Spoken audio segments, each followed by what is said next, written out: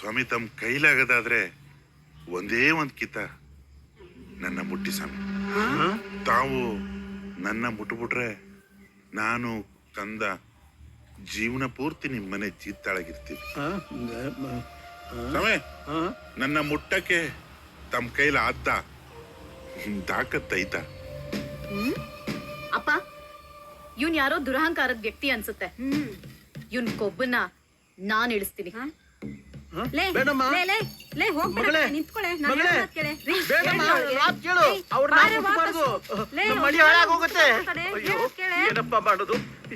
ನೀನ್ ಕೈ ಕೊಡು. ಅಯ್ಯೋ ಏನ್ರಿ ಏನಾಗಿದೆ ಅವಳಿಗೆ?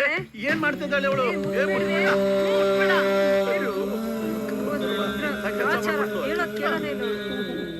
ನೀವು ನನ್ನ ಕೈ ಮುಟ್ಟಿದ್ರಿ ಕಣಮ್ಮಿ, ನನ್ನಲ್ಲ. ಮುಟ್ಟದೆ. ಇದು ನನ್ನ ಬುರುಡೆ.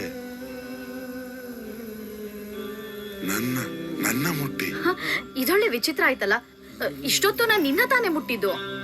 ನೀವು ನನ್ನ ಮೈ ಕೈನ ಮುಟ್ಬೋದೇ ಹೊರತು ನನ್ನನ್ನ ಮುಟ್ಟಕ್ ಆಗದು.